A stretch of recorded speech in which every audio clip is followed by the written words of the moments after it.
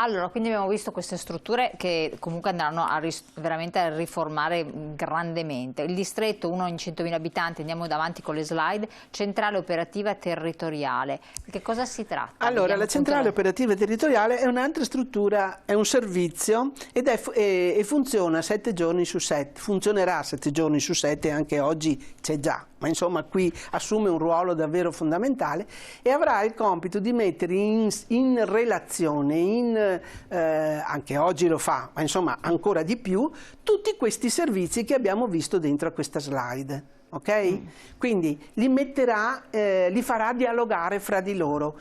La dimissione, la casa della comunità, con l'ospedale di comunità, con l'infermiere di famiglia. Ecco, la COT, la centrale operativa territoriale, ha questa funzione.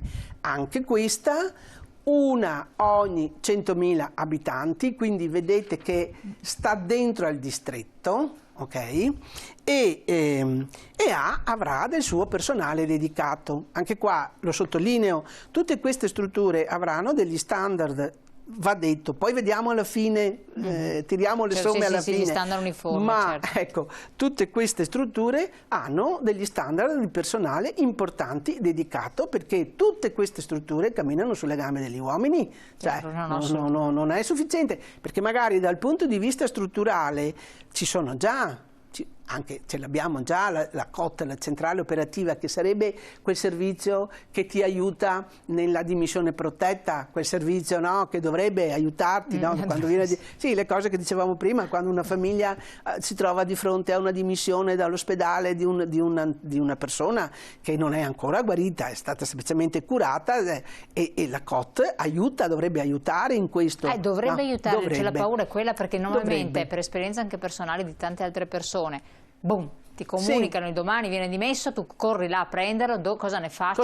Cosa faccio? Non fanno niente, e non c'è niente, le COT non funziona, quindi la tragedia è questa. Le COT oggi funzionano, le COT oggi non è che non funzionano, funzionano, perché insomma, funzionano come possono, ovviamente. Qui ne prevederne una ogni 100.000 abitanti dentro al distretto, no? Quindi questo grande contenitore, certo, è importantissimo. Ecco, importantissimo, che garantisce tutto questo passaggio di informazione a supporto sempre del cittadino, dei bisogni del cittadino. Speriamo che con questa nuova organizzazione i contatti con l'URP siano più efficaci e immediati per tutti. Esatto, esatto. Quindi questa è la COT. Infermiere di famiglia e comunità. Di famiglia. Anche qua, guardate, questa è una novità, è una figura che è nata con il Covid, perché il Covid, questa pandemia, questa situazione che si è creata, che ci ha naturalmente, è stata una situazione drammatica, però qualche insegnamento, ce l'ha dato. L'infermiere di famiglia è stata una delle figure che sono nate, no? Che sono nate durante quel periodo. Vengono riconfermati ed è importante vedere uno ogni 3.000 abitanti. Voi capite che questo significa inserire un numero di infermieri in più di quelli che abbiamo, importante. Facciamo sempre i conti con gli abitanti che abbiamo, il Veneto ha 4.800.000 abitanti, l'US di Padova, tanto perché così siamo qui, insomma, è quella anche che con 930.000 abitanti, fate un po' i paragoni, le proporzioni e capite di quante persone stiamo parlando.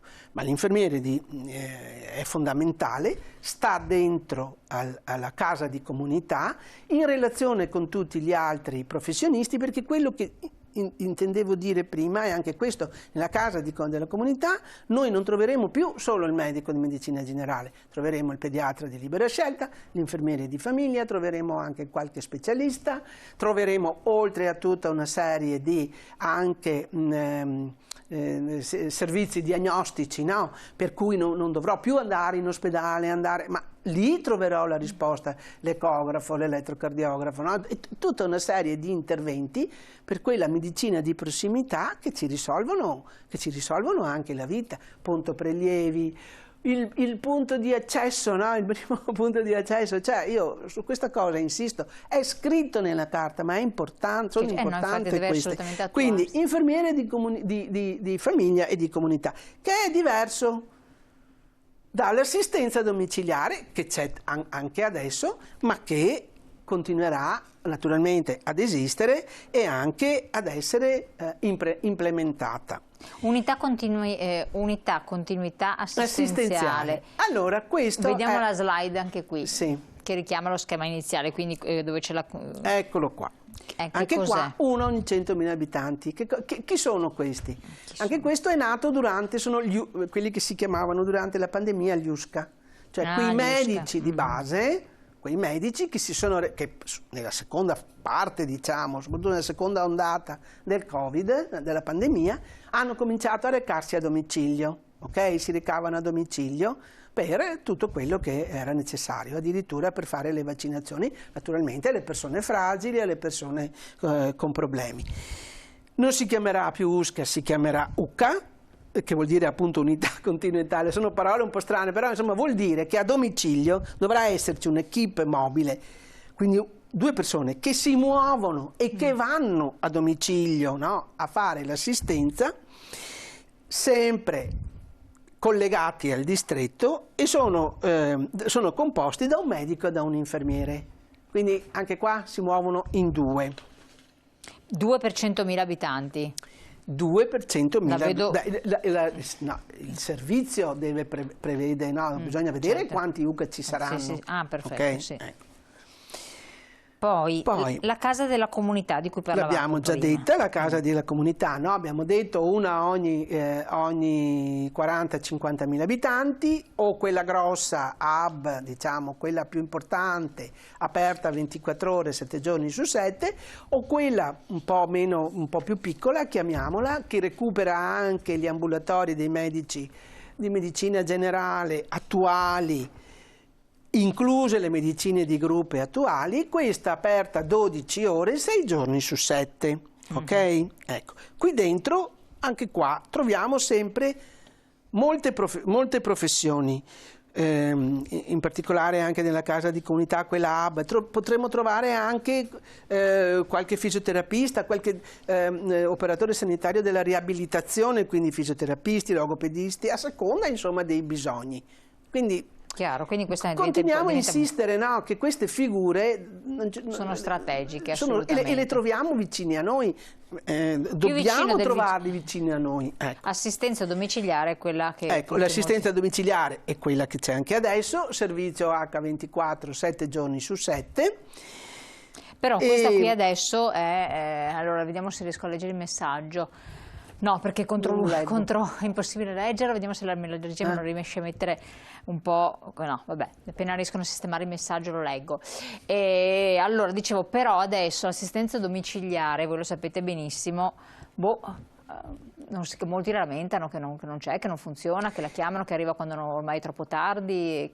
Allora... che sono presi anche malissimo. Qua bisogna che ci intendiamo che cosa pensiamo che sia l'assistenza domiciliare, perché se io questo lo dico proprio molto anche, ma questo con molta franchezza, quando noi pensiamo a un infermiere che si reca presso domicilio, non è che possiamo, e ho magari un parente, un familiare o una persona non autosufficiente, non posso pensare che, non è che quell'infermiere mi garantisce l'assistenza continua a quella persona non autosufficiente, fanno degli interventi ben precisi, ok? Certo. Ecco, quindi è diverso da un'assistenza stretta che ha bisogno non autosufficiente. Ora, un messaggio che arriva, eccolo qua, 150 giorni, praticamente 6 mesi per un esame diagnostico in convenzione, 3 giorni in privato dove ci guadagnano tutti, medico e ospedale. Ditemi che non è così. No, sì, è così. È così, probabilmente è anche peggio. Adesso poi con la pandemia. Però io faccio l'esempio di chi di questo tema qui di cui abbiamo il messaggio, riguarda le liste d'attesa. Certo, quindi questo è un altro capitolo. Che è il problema che tutti noi cittadini oggi denunciamo. Okay? E noi organizzazioni sindacali abbiamo anche degli incontri con l'ULSS e chiederemo sempre conto, perché sapete che con la pandemia 70.000 prestazioni congelate, vero, nella ULSS di Padova, io sto parlando dell'ULSS di Padova, quindi è vero, quello è un problema che rimane, c'era anche prima, peggiorato dalla pandemia e rimane. È a lato, potrebbe essere che se un domani se abbiamo gli specialisti dentro le case della comunità, potrebbe essere che alcuni, non tutti, perché è un servizio territoriale, però potrebbe essere che magari, adesso io lo dico così futuribile, questo problema magari un tantino si riesce a scalfirlo, se ci sono i professionisti. Okay? Ecco. Quindi assistenza domiciliare, torniamo all'assistenza domiciliare, servizio H24. Va bene, quindi questo è chiaro. L'ADI qui, insomma, che è quello infermieristico e che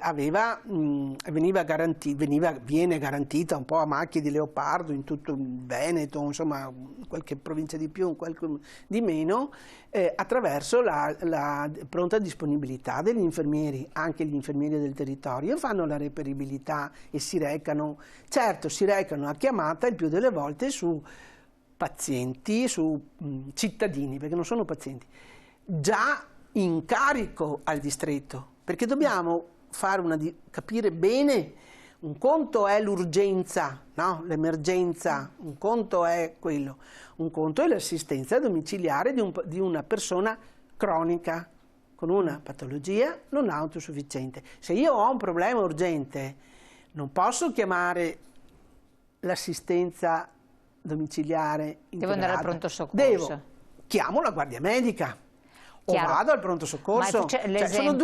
Sono due, non è un intervento d'urgenza, mi spiego? Certo. Però facciamo l'esempio, una persona viene dimessa d'amblè dall'ospedale, come spesso succede, deve però avere la flebo oppure deve fare delle iniezioni, ha 89 anni, 88 anni, la badante anche no, perché non è in grado di farlo, e ha bisogno di questa iniezione una volta al giorno, ipotizziamo. Questo è un paziente che è stato dimesso per comodità della struttura perché non lo voleva tenere dentro, costava troppo, si sta arrangiando per conto suo, ma chi va a fargli l'iniezione? Un esempio banale, Sì, allora, partiamo. Quando viene dimessa, la COT, quella centrale operativa territoriale che dicevamo, passa l'informazione. Io dico cosa è scritto qua, vero? Certo, sì. Passa l'informazione al distretto. Ok? Sì. Deve esserci un'informazione immediata al distretto, per cui non può succedere come adesso, perché anche adesso poi l'informazione passa, solo che passa 4-5 giorni dopo, invece infatti deve passare immediatamente, in modo che quando la persona arriva a casa è già previsto, il distretto già lo sa e ha già attivato l'assistenza domiciliare che va a casa e fa l'iniezione o mette la flebo o controlla il catetere. Ha fatto un esempio X banale. No, ma è questo quello che succede, perché quella persona non sarà assistita H20, mettiamo che sia un non autosufficiente, non possiamo immaginare che sia assistita H24 da un infermiere del distretto. Va bene che ci sia la badante, un familiare, ma quella badante e quel familiare deve avere tutto già disposto, deciso, stabilito, controllato da un infermiere che arriva, li istruisce, vede com'è la situazione, vede se quella persona, la badante, il familiare, noi lo chiamiamo il caregiver, no? Quello è in grado anche di fare, perché tante volte, sapete, la persona che ha bisogno, non è autosufficiente, poverino, magari non sa neanche, ma sono bene le persone che se ne occupano che si trovano in grande difficoltà. Io vedo che i grandi problemi grossi li hanno le persone, sono i familiari, sono le badanti, le quali devono essere messe nelle condizioni. Quindi l'informazione deve arrivare prima. Oppure insieme alla persona che torna a casa, con tutti i presidi che alla persona servono. Chiaro. Interrompiamoci un attimo, abbiamo una pubblicità che incombe e poi parliamo dell'ospedale di comunità. Pubblicità.